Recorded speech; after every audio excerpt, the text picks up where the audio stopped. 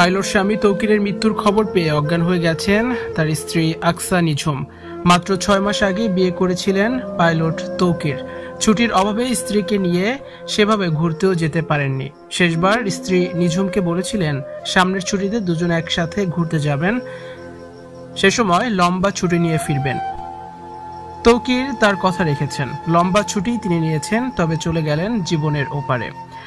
স্বামীর মৃত্যুর খবর পেয়ে কাঁদতে কাঁদতে অজ্ঞান হয়ে পড়েছেন স্ত্রী আকসা নিঝুম। এই নিষ্ঠুর নিয়তি মেনে নিতে পারছে না মেয়েটি। নিঝুমের হাতে মেহেদির রং এখনো শুকায়নি।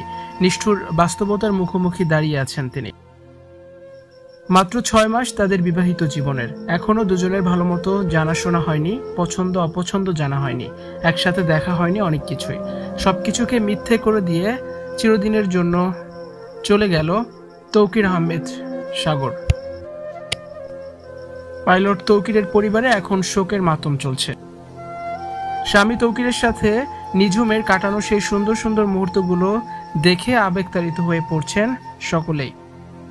বিমান উড্ডয়নের কিছু সময় পরই যান্ত্রিক ত্রুটি বুঝতে পারেন পাইলট তৌকির আহমেদ সাগর।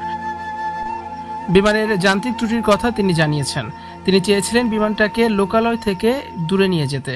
সামনে স্কুল দেখে শেষ চেষ্টাটা করেছিলেন তৌকির, তবে শেষ পর্যন্ত সব চেষ্টাই ব্যর্থ হয়েছে। শত চেষ্টা করেও দুর্ঘটনা এড়াতে পারেননি এই পাইলট। তবে তিনি চাইলে প্যারাশুট দিয়ে শতভাগ নিরাপদে বিমান থেকে বের হয়ে যেতে পারতেন, কিন্তু নিজের জীবন দিয়ে শেষ সময় পর্যন্ত তিনি চেষ্টা করে গেছেন।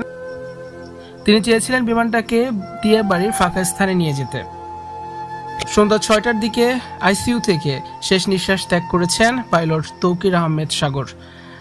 ইতিমধ্যে হাসপাতালে জড়ো হয়েছে তার স্ত্রী, তার মা।